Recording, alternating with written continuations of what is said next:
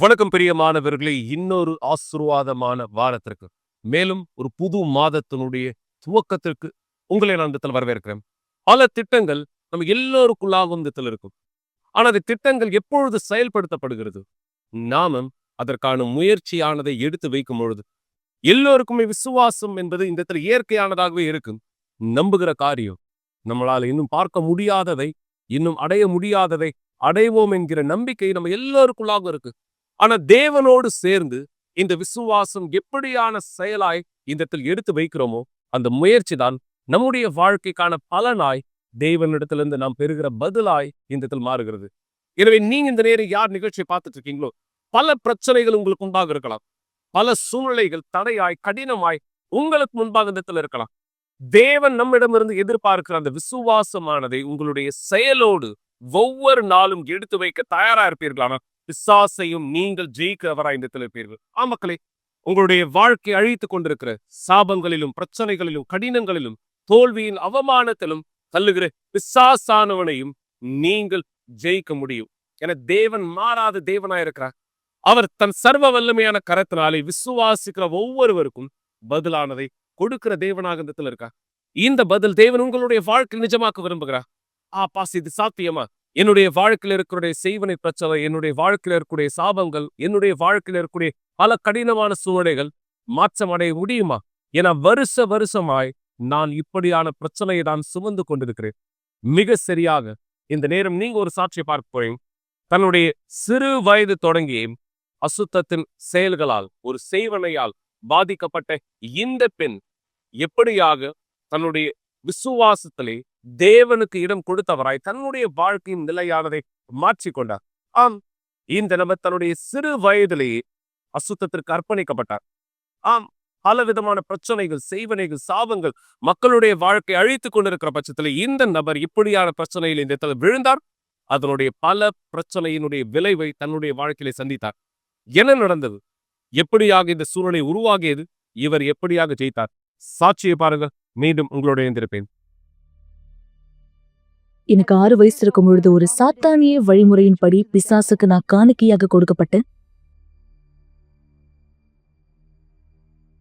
இது எல்லாமே எப்ப துவங்குச்சுன்னா, என் குடும்பத்துக்கு நெருக்கமா இருக்க ஒருத்தர் என்னுடைய வீட்டுக்கு வந்திருந்தாங்க. அது ஏற்கனவே நல்லறிவா இருந்துச்சு. அவங்க எனக்கு ஒரு கேக் சாப்பிடும்படி கொடுத்திருந்தாங்க. அந்த கேக்கை நான் எப்ப வாங்கி சாப்பிட்டேனோ அப்பத்துல இருந்து நான் வியாதிப்பட்டேன். என்னுடைய அம்மா என்ன ஹாஸ்பிட்டல் கூட்டிட்டு போனாங்க. ஆனா டாக்டரால கண்டுபிடிக்க முடியல எனக்கு என்ன பிரச்சனைன்னு. அதிகமா மருந்து மாத்திரைகள் எடுத்துக்கொண்டதுனால என்னால சாப்பிடவே முடியாம ஆயிடுச்சு. சில வாரங்கள் கழித்த பிற்பாடு எனக்கு கேக் கொடுத்த அதே நபர் எங்களுடைய வீட்டுக்கு வந்தாங்க. அவங்க எங்க அம்மா கிட்ட சொன்னாங்க, நான் ரொம்பவே மன வருத்தப்படுறேன், உங்க பொண்ணுக்கு இப்படி நடந்ததுன்னு. அவங்க சொன்னாங்க, நான் உங்களுக்கு உதவி செய்யட்டுமா அப்படின்னு கேட்கும்போது, என்னுடைய அம்மா ரொம்ப சின்ன வயசுல இருந்ததுனால அந்த உதவியை எங்க அம்மா ஏற்றுக்கொண்டாங்க. எனவே அந்த நபர் அவங்களுடைய வீட்டுக்கு என்ன கூட்டிட்டு போனாங்க. ஆனா அந்த இடத்துல பூஜை பொருட்கள் ஆயத்தமா இருந்தது பிசாசுக்கு என்ன காணிக்கையா கொடுக்கறதுக்காக. எனக்குள்ளாக நான் ஆழ்ந்த சோகத்தை உணர ஆரம்பிச்சேன். அது எந்த அளவுக்கு ஆழமா இருந்துச்சுன்னா, என் வாழ்க்கைக்கு என்ன முடிவு எடுக்கணும்னு கூட எனக்கு தெரியல. நாளுக்கு நாள் இங்கு சோகங்கள் அதிகமாச்சு. நான் ஒரு நாள் என்னுடைய தோட்டத்து பக்கத்துல இருக்கும்பொழுது ஒரு மோசமான உணர்ச்சியை பெற்றுக்கொண்டேன். அது எப்படின்னா, அங்க யாரும் இருந்தாங்க. ஆனா என்னால யாருன்னு பார்க்க முடியல. என்னால உணர மட்டும்தான் முடிந்தது. யார் அங்க இருக்காங்களோ அவங்க என்கிட்ட ரொம்ப நெருக்கமா வந்துட்டே இருந்தாங்க. அது எனக்கு ரொம்ப நெருக்கமா வந்ததை நான் உணர்ந்து, என்னுடைய தோல் பகுதி வரைக்கும் அது வந்தப்போ அந்த சத்தம் என்கிட்ட சொல்லுச்சு, இன்னையிலிருந்து நான் உன் கூட தான் இருக்க போறேன்னு. நான் உண்மையாகவே அந்த நேரம் பயந்தேன். இது எந்த அளவுக்கு மோசமா போச்சுன்னா, நான் கழிவறையை பயன்படுத்தும் பொழுது அங்க ஒரு ஆண் என் கூடயே இருக்கிறது போல இருந்தது. ஏன்னா என்னை பின்பற்றி வந்த சத்தம் ஒரு ஆணை போல இருந்துச்சு. அதுக்கு பிற்பாடு நான் குளிக்கும் பொழுது என்னுடைய துணியை போட்டுதான் குளிப்பேன். ஏன்னா எனக்கு ரொம்ப அவமானமா இருந்தது, ஒரு ஆண் என்னை பாக்குறது போல. எனக்கு நடக்கிறதெல்லாம் உண்மையா பொய்யான்னு எனக்கு தெரியல. எனவே நான் என்னையே காயப்படுத்திக்க ஆரம்பிச்சேன். எனவே எனக்கு சொரணை இருக்கா, நடக்கிறது உண்மையான்னு நான் தெரிஞ்சுக்கிறதுக்காக. ஏன்னா அந்த நிமிஷம் வரைக்கும் என்னால முடிவெடுக்க முடியல, எது உண்மை எது பொய்ன்னு. அந்த சத்தம் என்ன சொல்லிச்சோ அது செய்யாம இருக்கிறதுக்கான தைரியம் என்கிட்ட இல்ல. நான் வளர ஆரம்பிச்சேன். என்னுடைய சிந்தனையெல்லாம் விருத்தியாக ஆரம்பிச்சது. என்னுடைய சின்ன வயசுல வளர்ந்த காரியங்கள்லாம் என்னை விட்டு மறக்க ஆரம்பிச்சது. ஆனா சூழ்நிலைகள் ரொம்பவே மோசமா மாறுச்சு. அது அப்படியே நடந்துட்டு இருக்கும் பொழுது காரியங்கள் ரொம்பவே மோசமாக ஆரம்பிச்சது. அந்த நேரம் தான் என் வாழ்க்கையினுடைய மிக கடினமான நேரங்கள் துவங்குச்சு. நான் அந்த பிரச்சனத்தை எனக்குள்ளாக உணர்ந்ததுனால நான் அதோட உறவுல இருக்கணும்னு நினைச்சேன். ஏன்னா அந்த நேரம் நான் என்னுடைய வாலிப பருவத்தை அடைந்து, எனவே நான் காதல்ல விழுந்து நான் நேசிக்க ஆரம்பிச்சேன். அது என் கூடயே இருக்கணும், அதோடைய பிரச்சனத்துக்காக ஏங்குனேன், அதால தொடப்படணும்னு விரும்பினேன். அது என்னெல்லாம் சொல்லுதோ அதை நான் செய்வேன். ஏன்னா இனிமேலும் அது எனக்கு பாரமா இல்ல. ஏன்னா நான் எப்படி உணர்ந்தேன்னா அதுக்கு நான் தான் முக்கியம், நான் தான் ரொம்ப சிறந்த ஒரு நபர் அப்படின்னு நினைச்சேன். அப்பதான் அந்த சத்தம் என்கிட்ட சொல்லுச்சு, நான் என்னுடைய குடும்பத்தாரை கொலை பண்ணணும்னு. எனக்குள்ளாக அவங்க மேல அவ்வளவு கோவம் வந்தது. அந்த சத்தம் இப்படியா சொல்லுச்சு, நீ என் குடும்பத்தார் எல்லாரையுமே கொலை பண்ணிடு, பிற்பாடு உன்னையே நீ கொலை பண்ணிக்கோ, அதுக்கப்புறம் நம்ம ஒன்னா இருக்கலாம்னு. அந்த நேரம் நான் எல்லார்கிட்டயும் வித்தியாசமா நடந்துக்க ஆரம்பிச்சேன். ஆனா அதுக்கு பிற்பாடு நான் யோசிக்க ஆரம்பிச்சேன், என்னை சுத்தி ஏதோ தப்பா நடக்குது அப்படின்னு.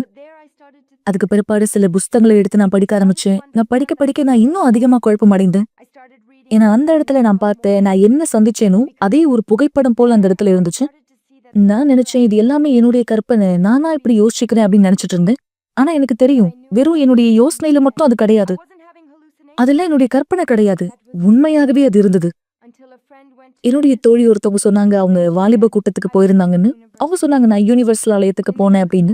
அங்க வாலிப கூட்டம் எல்லா சனிக்கிழமையும் நடக்கும். இந்த இடத்துல நடக்குது, நீ வரியா அப்படின்னு கேட்டாங்க. நான் சொன்னேன், நான் வரலன்னு. நான் ஆலயத்துக்குலாம் அவங்க கூட வரமாட்டேன் அப்படின்னு சொல்லியிருந்தேன். நான் அவங்க கிட்ட சொன்னேன், இங்க பாரு, நீ எங்கேயாவது என்ன கூப்பிடுற கடைசி அப்படின்னா இது ஆலயமா இருக்கு, ஆனா இந்த இடத்துக்கு நான் வரவே மாட்டேன் அப்படின்னு சொன்னேன். ஒரு நாள் அந்த தோழி என்ன பார்த்தாங்க, என்ன சொன்னாங்க, இங்க பாரு, இதுதான் நான் கடைசி முறையா உன்னை கூப்பிடுறேன், நீ இதுக்கப்புறம் வாலிப கூட்டத்துக்கு என் கூட வரல அப்படின்னு சொன்னா இனிமேல் நான் உன்னை கூப்பிடவே மாட்டேன் அப்படின்னு சொன்னாங்க. அவங்க சொன்னாங்க, இதுக்கப்புறம் நீ என்கிட்ட எதுவுமே கேட்கக்கூடாது அப்படின்னு. ஏன்னா நான் உன்னை கூப்பிட்டேன், நீ வரலன்னு சொல்லிட்டேன். இதுக்கப்புறம் நீ என்கிட்ட எதுவுமே கேட்க முடியாது, ஏன்னா இனிமேல் நான் உன்னை கூப்பிடவே மாட்டேன் அப்படின்னு சொன்னாங்க. ஒன்னு இப்பவே நீ சொல்லிடு, நீ வருவியா இல்ல வரவே மாட்டியா அப்படின்னு கேட்டாங்க. நான் நினைச்சேன், சரி இந்த வாலிப கூட்டத்துக்கு போறதுனால எனக்கு என்ன பாதிப்பு ஏற்பட போகுது, சரி நான் போறேன் அப்படின்னு சொன்னேன். நான் அங்க போனேன். நான் உள்ள நுழையும் போதே அந்த இடம் ஏற்கனவே ரொம்பவே வித்தியாசமா இருந்துச்சு. நாங்க உள்ள நுழைஞ்சப்ப என்னுடைய தோழி மாதிரியே நிறைய பேர் அங்க இருந்தாங்க. எல்லாரும் ஒரே மாதிரி சந்தோஷமா, ஒரே குணத்தோட. அவங்க தாழ்மையா என்கிட்ட சொன்னாங்க, உங்களுடைய வாழ்க்கையை இயேசு கிட்ட அர்ப்பணிங்க, ஆண்டவராகி இயேசு கிட்ட அர்ப்பணிங்கன்னு. ஆண்டவராகி இயேசுன்னு சொல்ற இந்த வார்த்தை ரொம்பவே அழகா இருக்குன்னு நான் நினைக்கிறேன். அவர்தான் ஆண்டவர்னா யாருக்கு அவர் ஆண்டவரா இருக்கார்? நான் எனக்குள்ள கேள்வி கேட்க ஆரம்பிச்சேன். அவர்தான் அவங்களுடைய ஆண்டவரா இருக்காரா? அதனாலதான் அவங்க சந்தோஷமா இருக்காங்களா? அவங்க பொய் சொல்ற மாதிரி எனக்கு தெரியல. என்ன மாதிரி நடிச்சுட்டு பொய் சொல்லிட்டு அவங்க இருக்க மாதிரி எனக்கு தெரியல. இது எப்படி இருந்துச்சுன்னா, அவங்க உண்மையாகவே சந்தோஷமா இருந்தாங்க. எனக்கு ஜெபிக்க தெரியாது, எப்படி பேசணும்னு தெரியாது, வெறும் எப்படி அழணும்னு மட்டும்தான் தெரியும். என்னுடைய சிந்தனைக்குள்ளாக ஒரு படம் போல எல்லாமே வந்தது. நான் பட்ட கஷ்டங்கள், நான் அனுபவித்த வலிகள் எல்லாமே. அந்த நேரம் ஒரு மிகுந்த சமாதானம், ஒரு ஆறுதலை நான் உணர்ந்தேன். அந்த ஆறுதல் எனக்குள்ளாக இருந்த பயத்தை துரத்தி அடிச்சது. அந்த ஆறுதல் எனக்குள்ளாக வந்தது. நான் புரிஞ்சுக்கிட்டேன், என்னுடைய வாழ்க்கையை அவர்கிட்ட முழுசா கொடுக்கணும், அவரோட ஒரு பொருத்தனையை ஏற்படுத்தணும்னு. சோர்ந்தே போகாம முழுமையா அவரை தேட ஆரம்பிச்சேன். நான் அவர்கிட்ட சொன்னேன், என்னை மன்னிச்சிடுங்க, ஏன்னா நான் என்ன பண்ணேன்னு தெரியாம பண்ணிட்டேன், எனக்கு உதவி தேவையா இருந்துச்சு. அந்த நேரம் பாஸ்டர் என்ன பார்த்தாரு.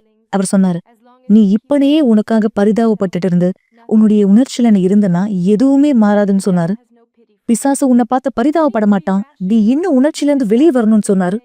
நீதான் முடிவெடுக்கணும், ஒண்ணு உனக்கு ஆண்டவர் வேணுமா, அவ்வளவுதான், முடிஞ்சிருச்சு. பிசாசுக்காக என்ன உணர்ச்சியெல்லாம் உனக்குள்ள இருந்துச்சோ எல்லாத்தையுமே எடுத்து போடு, அது எல்லாத்தையுமே நீ உணர்ச்சியை எடுக்கணும்னு சொன்னாரு. அந்த வார்த்தை எனக்குள்ளாக நுழைந்தது. நான் ஆலயத்துக்கு உண்மையாகவே போக ஆரம்பிச்சேன். நான் வீட்டுக்கு திரும்பி போனேன். நான் வீட்டுக்கு திரும்பி போன பிற்பாடு இனிமேலும் அதை என்னால பார்க்க முடியல. அதுக்கு பிற்பாடுதான் தானியேல் உபவாசம் வந்தது. அந்த தானியேல் உபவாசத்துல நான் புரிஞ்சுக்கிட்டேன், என்னுடைய உணர்ச்சியை நான் கைவிடணும்னு. உலக ரீதியான காரியத்துல செய்தியிலிருந்து என்னை விலக்கி கொண்டு தேவனுக்கு முன்பாக என்னை பரிசுத்தம் பண்ணணும்னு புரிஞ்சுக்கிட்டேன். 21 நாள் நான் அவரை தேடினேன். நான் அவரை பெற்றுக்கொள்ளல. அதுக்கு பிற்பாடு நான் ஒரு படி மேலாக வைத்தேன்னு 80 நாள் அவரை முழுமையா தேடினேன். பகல் நேரத்துல தேடுவேன், அதிகாலையில தேடுவேன். நேரங்கள் முக்கியம் கிடையாது, நான் எங்க இருந்தாலும் அங்க தேடுவேன். என்னுடைய ஸ்கூல்ல இருக்கும்பொழுது நான் என்னுடைய யோசனைக்குள்ளாக சொல்லுவேன், பரிசுத்த ஆவியானவரே நீங்க இறங்கி வரணும், என் வாழ்க்கைக்குள்ளாக நீங்க வந்தே ஆகணும். அதுக்கு பிற்பாடு ஒரு நாள் ஞாயிற்றுக்கிழமை, அந்த 80 நாள் கழித்த பிற்பாடு நான் ஆலயத்துக்கு போயிருந்தேன். அப்போ நான் பரிசுத்த ஆவியானவரை பெற்றுக்கொண்டேன். அந்த நாள் பரிசுத்த ஆவியானவர் என் மீதாக இறங்கி வந்தார்.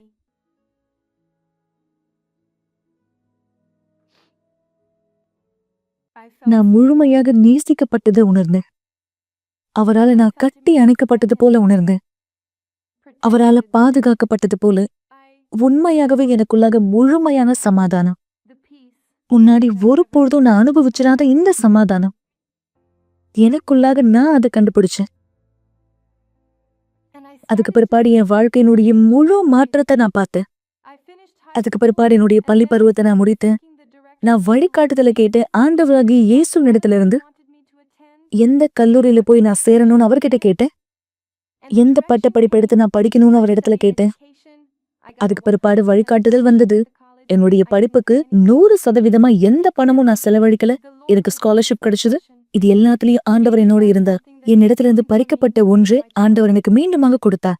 அதுதான் என்னுடைய குழந்தை பருவம். ஆண்டவர் மீண்டும் என்னுடைய குழந்தை பருவத்தை எனக்கு கொடுத்தார். இன்னைக்கு நான் சந்தோஷமா இருக்கேன். எனக்குள்ளாக சமாதானம் இருக்கு. இல்லாத ஒரு நபரா இனிமேலும் நான் நடிக்கணும்னு அவசியம் இல்ல. ஒரு போலியான நடிப்பா என் முகத்துல ஒரு புன்னகை வைக்கணும்னு அவசியம் இல்ல. நான் உண்மையாகவே சந்தோஷமா இருக்கேன். எனக்குள்ளாக இந்த சந்தோஷம் இருக்கு. எது நடந்தாலுமே நிலையாக எனக்குள்ளாக இருக்க சமாதானம் என்கிட்ட இருக்கு. முன்னாடி நான் எப்படி இருந்தனோ அப்பத்துல இருந்து இப்படி மாறத்துக்கு தேவனுடைய ஆவியினால மட்டும்தான் இந்த மாற்றத்தை ஏற்படுத்த முடியும். என்னையே என்னால கண்டுபிடிக்க முடியாம போயிடுச்சு. எப்ப என்னுடைய பழைய போட்டோவை நான் பார்த்தனோ நான் அங்க இருக்கிறது போல எனக்கு தெரியவே இல்லை. ஏன்னா அந்த நபரை ஆண்டவர் முழுமையா மாத்திட்டா. பரலோகத்துல இருக்கக்கூடிய சமாதானம் எனக்குள்ளாக இருக்கு. அதுதான் என்னுடைய வாழ்க்கையில இருக்க எல்லா வித்தியாசத்தையும் ஏற்படுத்தினது. இன்னைக்கு நான் இந்த வார்த்தையிலிருந்து குடிக்கிறேன். இந்த பரிசுத்த வேதாகமத்துல இருந்துதான் என்னுடைய பொக்கிஷத்தை நான் கண்டுபிடித்தேன். அதுதான் என்னுடைய வாழ்க்கையை முழுமையா மாத்துச்சு. நான் எப்படி இருக்கணும் அதை மாத்துச்சு. நான் உறுதியா நம்புறேன், யாரெல்லாம் இந்த வார்த்தையிலிருந்து படிக்கிறாங்களோ அவங்களுடைய வாழ்க்கையில முழுமையான மாற்றத்தை பார்க்க முடியும். எப்படி எனக்கு நடந்துச்சோ அதே மாதிரி.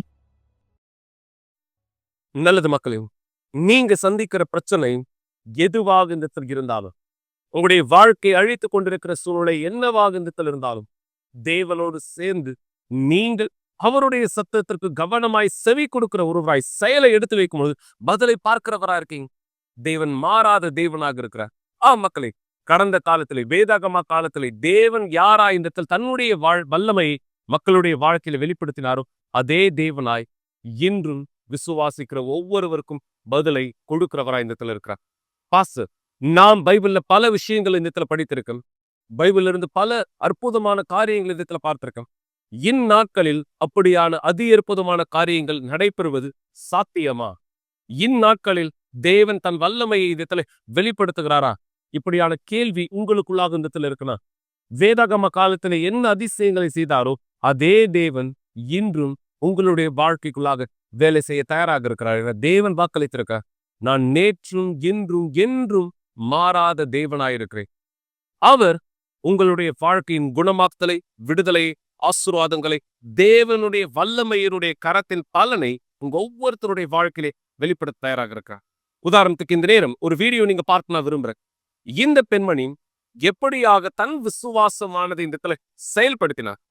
ஆண்டவராகிய இயேசுவினிடத்துல இவர் வந்த பொழுது இவருக்கு இருந்த பிரச்சனையை ஜெயிக்க இவர் என்ன செயலானது எடுத்தார்? பைபிள் சொல்கிறது, இவர் பல வருடங்களாய் தன்னுடைய பிரச்சனைக்கான தீர்வை இந்த இடத்துல கண்டறிய முயற்சித்தும் சற்றாகிலும் குணமாக்கப்பட முடியாதிருந்த ஒரு பெண்மணியாய் இவர் தன்னுடைய வாழ்க்கை இந்த இடத்துல வாழ்ந்து கொண்டிருந்தார். இந்த நேரம் ஆண்டவராகிய இயேசு தன்னுடைய பட்டணத்திற்குள்ளாக நுழைகிறார் என்று இந்த இடத்துல கேள்விப்பட்ட பொழுது இவர் இயேசுவை சந்திக்க சென்றது எப்படி? இவருக்கு தேவன் கொடுத்த பதிலானது என்ன? இந்த வீடியோ பாருங்க, பிற்பாடு விளைந்திருக்கலாம்.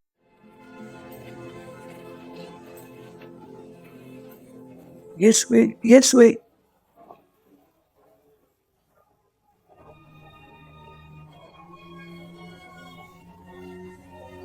என் ஒரே மகள் 12 வயது மகள் மரித்து கொண்டிருக்கிறார். தயவு செய்து எங்களோடு வாரும். அவருடைய வஸ்திரத்தினுடைய ஓரத்தை தொட்டா கூட போதும், நான் குணமாக்கப்பட முடியும். எவீரு, அவரை தொந்தரவுப்படுத்தாது. எவீரு, உன் மகள் மரித்து போனார். இனிமேல் போதகரை நீங்கள் தொந்தரவு செய்ய வேண்டாம்.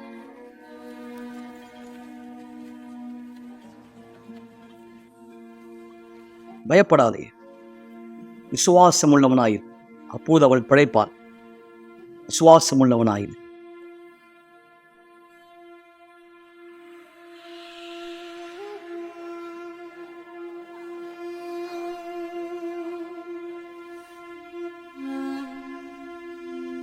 என்னை தொட்டது யார்? ஒருவர் என்னை தொட்டது உண்டு. எப்படி தொட்டது யார் என்று நீர் கேட்கிறீர்?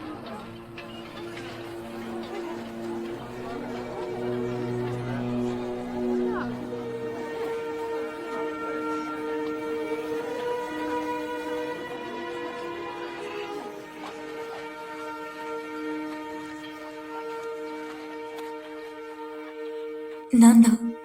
நான் தான் உங்களை தொட்டேன். நான் 12 வருஷமா ரத்தப்போக்குனால பாதிக்கப்பட்டிருந்தேன். என்னிடத்துல இருந்த எல்லாத்தையும் நான் செலவு பண்ணியும் மருத்துவருக்காக அதுல எந்த பிரயோஜனமும் இல்லை.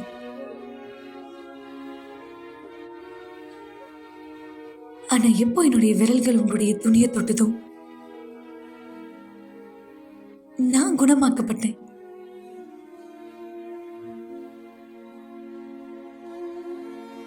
மகரே,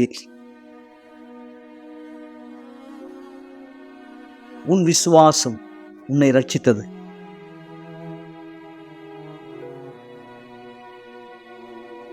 சமாதானத்தோடே போ, சமாதானத்தோடே போ.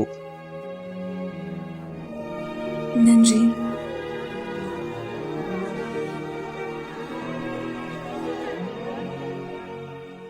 மிக நிச்சயமாய் இந்த பெண்ணுடைய சரீரத்துக்குள்ளாக தேவனாண்டவராக இயேசுவை குணமாத்தல் நுழைய முடியுமானா? உங்களுடைய சரீரத்துக்குள்ளாக இது சாத்தியம் இல்லையா? உங்களுடைய வாழ்க்கை மீது தேவன் இதை செய்வது இந்த இடத்துல முடியாத காரியமா? தேவன் கடந்த காலத்துல இதை செய்தாரே, ஆனால் இன்றும் அதே அற்புதமான காரியத்தை செய்கிறவரா இந்த இடத்துல இருக்கிறார்.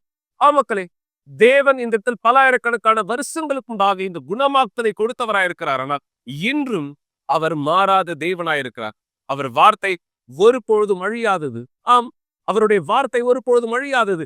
அந்த வார்த்தை அவராலே கொடுக்கப்பட்டது நிமித்தம் இன்றும் மக்கள் மாபெரும் குணமாக்குதலை பார்க்கிறவராயிருக்கிறார்கள்.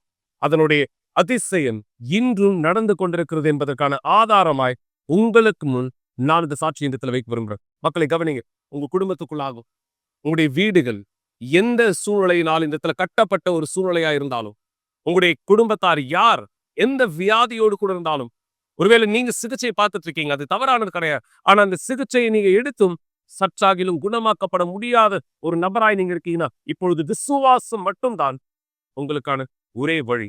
அந்த விசுவாசம் தேவனாண்டவராக இயேசு மீது நீங்கள் இந்த நிரூபிக்கும் பொழுது அவர் அற்புதமான பதிலை தருகிற தேவனாயுதத்தில் இருக்கிறார். என தேவன் மாறாத தேவனாக இருக்கிறார். இந்த சாட்சியை பாருங்கள், அதற்கான விளக்கத்தை நீங்களே புரிந்து கொள்வீர்கள். பிற்பாடு நாம் ஒன்றிணைந்திருக்கலாம் தேவன் உங்களுக்கும் அதே அதிசயங்களை செய்வது எப்படி என்று தெரிந்து கொள்வதற்காக.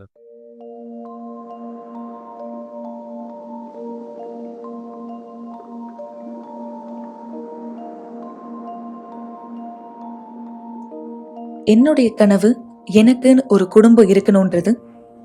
எப்போ என்னுடைய பையன் பிறந்தானோ நான் கற்பனை பண்ண என்னுடைய கனவு நிஜமாக போகுதுன்னு. ஆனா எப்போ என்னுடைய பையன் பிறந்து அவனுக்கு 4 மாதம் வந்துச்சோ, அப்போ குழந்தைகள் நல மருத்துவர் என்னை பார்த்து சொல்லியிருந்தாரு, அம்மா உங்களுடைய குழந்தையுடைய தலையில பெரிய இடம் இருக்கு அப்படின்னு.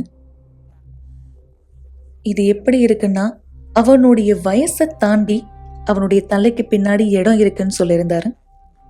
அவர் என்கிட்ட சொல்லியிருந்தாரு, உங்களுடைய பையனுக்கு ஹைட்ரோசெஃபலஸ் என்ற ஒரு வியாதி இருக்குன்னு. நான் உங்களுக்கு சொல்றேன், நீங்க நரம்பு சம்பந்தப்பட்ட டாக்டரை போய் பாருங்க அப்படின்னு சொல்லியிருந்தாங்க. இந்த பிரச்சனையோட சேர்த்து என்னுடைய பையனுடைய தலை பெருசா இருந்ததுனால அவன் அடிக்கடி பின்னாடி விழுந்துருவான். நாங்க எப்போல்லாம் வெளியே போவோமோ எப்போவுமே நாங்க நிறைய பேக் எங்களுடைய கையில வச்சிருப்போம். ஏன்னா எல்லா நேரமும் அவனுக்கு துணி நாங்க மாத்திக்கிட்டே இருக்கணும். ஏன்னா ஒவ்வொரு முறை அவன் குடிக்கிறதுக்கு நாங்க பால் கொடுக்கும்பொழுது அது தனி விதமான ஒரு பாலா இருந்துச்சு. ஒவ்வொரு முறை நான் அவனுக்கு பால் கொடுக்கும் பொழுதும் எல்லா நேரமுமே அவனுடைய தலை ரொம்பவே பெருசா மாறிட்டே இருந்துச்சு. ஒவ்வொரு முறையும் அந்த மாத்திரை மருந்து எல்லாமே அதிகரிக்க ஆரம்பிச்சது. இன்னும் மோசமாக அவன் பின்னாடி விழ ஆரம்பிச்சான். ஏன்னா அவனால முன்னாடி உட்கார முடியல. எனவே நாங்க நரம்பு சம்பந்தப்பட்ட அந்த டாக்டரை போய் பார்த்தோம். முதலாவது பார்த்தோம். அவர் சொல்லியிருந்தாரு, மா இங்க பாருங்க, உங்களுடைய பையனுடைய தலைக்குள்ளாக ஒரு வால்வ் நாங்க வைக்க போறோம் அப்படின்னு சொன்னாரு. உங்களுடைய பையனுடைய தலை ரொம்பவே பெருசாயிட்டு இருக்கு, ஏன்னா அவருடைய தலைக்குள்ளாக தண்ணி இருக்குன்னு சொன்னாரு. அதுக்கு பிற்பாடு நாங்க இன்னொரு டாக்டரை போய் பார்த்தோம். ரொம்பவே மரியாதைக்குரிய டாக்டர் அவங்க. ஆனா அவங்களும் அதே விஷயத்த தான் சொல்லியிருந்தாங்க. உங்களுடைய பையனுக்கு கண்டிப்பா நீங்க ஆப்ரேஷன் பண்ணியே ஆகணும்னு சொல்லியிருந்தாங்க. அதுக்கப்புறம் அவங்க சொல்லியிருந்தாங்க, சரி இப்போ நம்ம முன்னாடி ஆப்ரேஷன் செய்யறதுக்கு முன்னாடி செய்ய வேண்டிய சில டெஸ்ட் இருக்குன்னு சொல்லியிருந்தாங்க. நான் சொல்லியிருந்தேன், இல்ல வேண்டாம், நான் பாக்குறேன் என்ன பண்ணலாம் அப்படின்றது குறித்து நான் யோசிக்கணும் அப்படின்னு நான் கேட்டிருந்தேன். அப்ப அவங்க என்ன பார்த்து என்னுடைய கண்ணை பார்த்து சொன்னாங்க, எனக்கு தெரியல உங்களுக்கு சரியா புரிஞ்சுதா இல்லையான்னு, கண்டுபிடிக்க முயற்சி செய்யுங்க. ஒரு மனுஷனுடைய தலைக்குள்ளாக தண்ணீர் இருந்தா என்ன ஆகும்னு. இப்படிப்பட்ட வியாதி தான் உங்களுடைய பையனுக்கு இருக்கு. என்னுடைய பையனா இருந்திருந்தா நேத்தே நான் ஆபரேஷன் பண்ணிருப்பேன்னு சொன்னாங்க.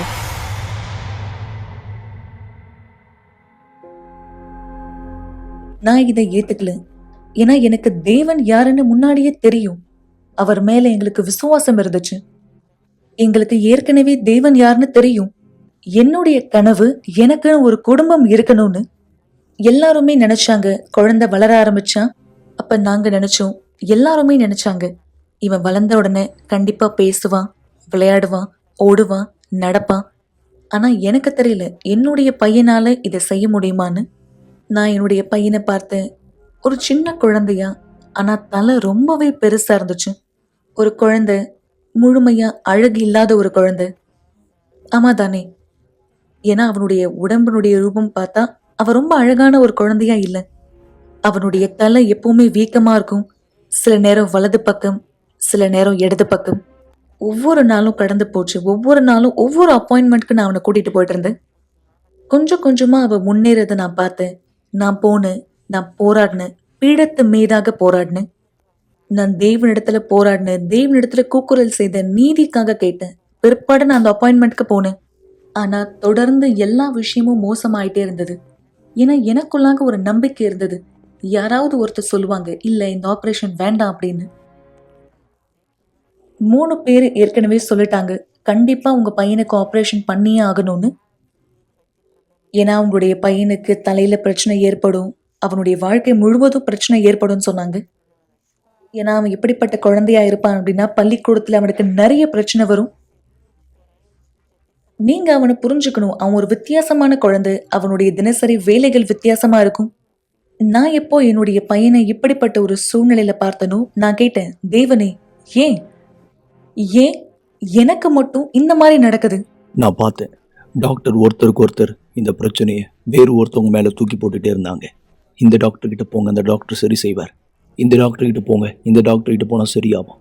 உண்மை என்னன்னா, யாருமே இந்த வழக்கை எடுத்து சரி செய்ய விரும்பல. நான் பிற்பாடு என்னுடைய மகனை ஜான் விக்டரை வேறு ஒரு அப்பாயின்மெண்ட் கொண்டு வந்தேன். அந்த ஹாஸ்பிட்டலுக்கு வரும்போது அங்கே உள்ளே இருந்து அம்மா அப்பாவுக்கு தன்னுடைய பிள்ளையை வெளியே கொண்டு வருவாங்க. அந்த பிள்ளையினுடைய தலை சாய்க்கப்பட்டிருக்கும், இறந்து போயிருக்கும். நான் நினச்சேன், என்னுடைய குழந்தை இந்த மாதிரி ஆகிடுமோ. என் மனைவி கிட்ட நான் இதே கேட்டுகிட்டே இருந்தேன், ஜான் விக்டருடைய எதிர்கால வாழ்க்கையிலும் இப்படி ஆகிடுமோ. அந்த நேரத்தில் எனக்கு வேலை இல்லை, எனக்கு இருந்தது கார். நாங்கள் இருந்த வீடு கூட ஃபைனான்ஸில் இருந்தது. நாங்கள் எல்லாத்தையும் இழந்துட்டோம். எங்களுடைய காரு கூட நாங்கள் ஜான் விக்டரை ஹாஸ்பிட்டலுக்கு கொண்டு போகிறதுக்காக பயன்படுத்திட்டு இருந்தோம். அந்த வாகனத்தையும் இழக்க வேண்டிய நேரம் வந்தது. பாருங்க, இது எதிர்ப்பு. ஆமா, இது உண்மையாகவே எதிர்ப்பா இருந்தது. ஏன்னா இது நியாயம் கிடையாது.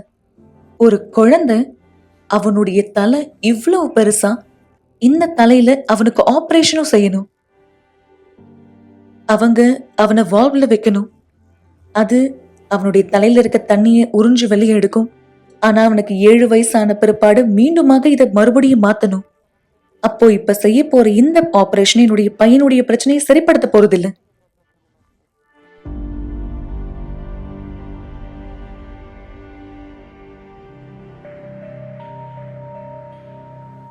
நேரங்கள் போக போக கொஞ்சம் கொஞ்சமா இந்த எல்லா கடினங்களும் வெளியே வர ஆரம்பிச்சது.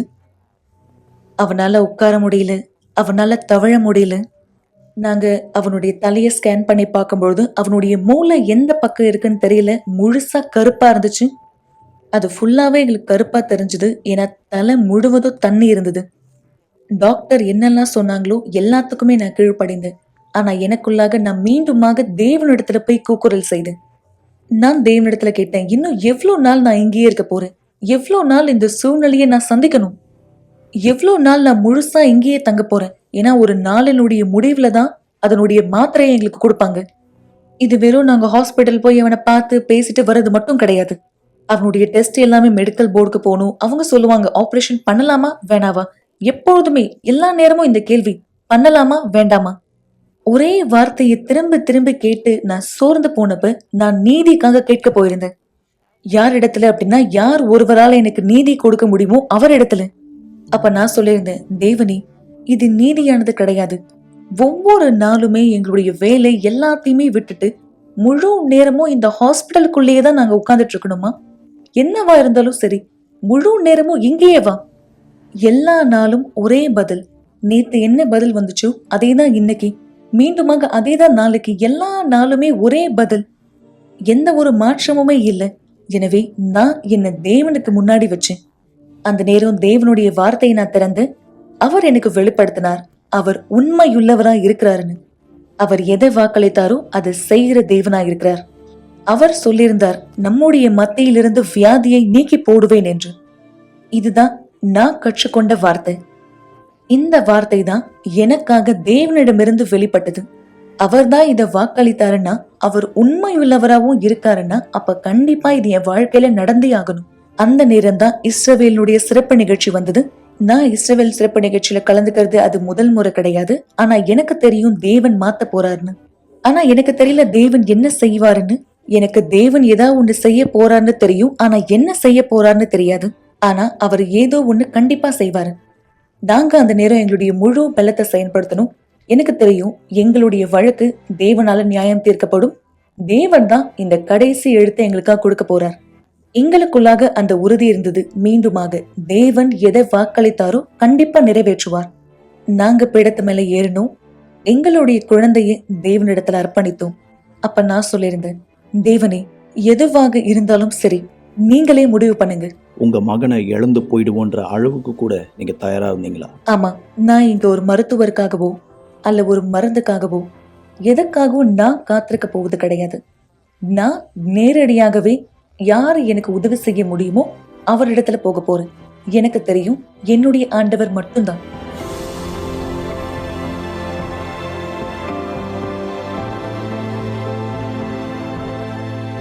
மிஸ் பெர்னாண்டா, இது தவற விட முடியாத ஒரு கேள்வி. உங்களுடைய குழந்தை இப்போ எப்படி இருக்கா? என்னுடைய குழந்தை இங்க இருக்கான். இங்கதான் இருக்காளா? இங்க இருக்கான். அப்படியா? ஆமா. தயவு செய்து உங்க குழந்தைய கொண்டு வாங்க.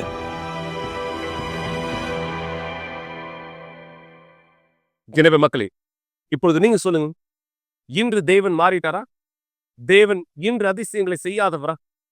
இந்த நபருக்கு தேவன் இந்த அதிசயமானதை இந்த இடத்துல செய்திருக்கிறார். இந்த சாட்சியினுடைய தொடர்ச்சியை நாளை நீங்கள் பார்க்க போகிறீர்கள். ஆம், தேவன் இன்றும் மாறாத தேவனாய் இருக்கிறார் என்பதை நீங்கள் உங்களுடைய கண்களினாலே மேலும் உங்களுடைய செவிகளினாலே அதை காணவும் அதை கேட்கவும் வரவேற்கப்படுகிறீர்கள். நாளை நம்முடைய எல்லா ஆலயங்களிலும், யூனிவர்சல் ஆலயம், தேவனுடைய ராஜ்யம் எங்கெல்லாம் இருக்கிறதோ குணமாக்கலுக்கான மாபெரும் வல்லமையினுடைய ஜெபத்தை, மேலும் இது ஜெபம் என்று சொல்வதை விட குணமாக்கலை அறிக்கை செய்ய போகிறோம். வேதாகமத்தினுடைய காலங்களில் தேவன் எப்படியா அதிசயம் செய்தாரோ, இன்று இந்த அதிசயம் நடந்ததை போல உங்களுடைய வாழ்க்கையிலும் உங்களுடைய வீடுகளுக்குள்ளும் இந்த அதிசயங்கள் நடைபெற முடியும். என தேவன் மாறாத தேவனாய் இருக்கிறார். நாளை காலை 8 மணிக்கு நம்முடைய முக்கியமான கூட்டமாய், இல்ல 10 மணிக்கோ இல்ல மதியம் 3 மணிக்கோ இல்ல மிக முக்கியமான ஒரு கூட்டமாய் நீங்கள் இரவு 7 மணிக்கு எங்களோடு கூட இந்த இடத்தில் இணைந்திருக்கலாம். மக்களே, தேவனுடைய குணமாக்குதலை பார்க்க விருப்பமுடையவராய் நீங்கள் வரவேற்கப்படுகிறீர்கள். இந்த வியாதிகளை, இந்த சேவனைகளை, இந்த சாபங்களை, எல்லா அசுத்தங்களை எதிர்த்து நாம் இந்த இடத்தில் போராடும்படியாக. எனவே விசுவாசிக்கிற நீங்கள் இந்த நேரம் என்னோடு இந்த சிறு விசுவாசம் ஜெபத்தில் இணையலாம். தேவனுடைய மாபெரும் கரம் உங்களுடைய வாழ்க்கைக்குள்ளாக வெளிப்படுத்தப்படும்படியாக தேவனாண்டவராக இயேசுவின் பெயராலே கண்களை மூடியிருங்கள். நேற்றும் இன்றும் என்றும் மாறாத சர்வ வல்லமையான தேவனே, இதோ இவர்களுடைய வாழ்க்கை மீது அதி அற்புதமான காரியத்தை செய்ய கேட்கிறேன். உன் வல்லமையானது இந்த இடத்தில் வெளிப்படுத்தப்படட்டும் என்று எல்லா இருள்களுக்கும், எல்லா அசுத்தங்களுக்கும், எல்லா தீண்டுதலுக்கும் இந்த மக்களுடைய வாழ்க்கையானதை விலக்கி, நீர் இவர்களுடைய வாழ்க்கை எவ்வளவாய் ஆசிர்வதிக்க விரும்புகிறீரோ அப்படியான கதவுகள் திறக்கப்படும்படி இந்த மக்களுடைய விசுவாசம் உம்மை நோக்கி இந்த இடத்துல தேவனே நிரூபிக்கப்படும் பொழுது, நீர் எங்களுடைய தேவனாய் எங்கள் வாழ்க்கையை இந்த இடத்தில் மாற்றுகிற சர்வ வல்லமையான கர்த்தராய் இருக்கிறீர் என்பதை பார்க்கும்படி குணமாக்கலை, விடுதலையை, ஆசீர்வாதமானதை இவர்களுடைய வாழ்க்கை மீது கொண்டு வரும்படியாக கேட்கிறேன்.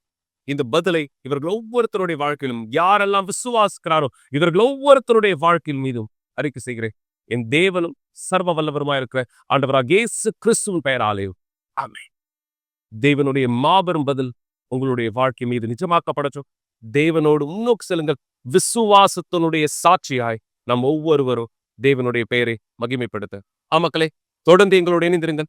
குறிப்பாய் உங்கள் எல்லா அநீதிகள், நீதியாய் மாற்றப்பட்டிருக்கிறது என்பதை ஒருபொழுதும் மறக்க வேண்டாம். நாளை மீண்டும் நிகழ்ச்சியில் இணைந்திருப்பேன், அல்லது நீங்கள் ஆலயத்தில் நேரடியாய் எங்களை சந்திக்கலாம். தேவன் உங்களோடு கூட இருப்பார்.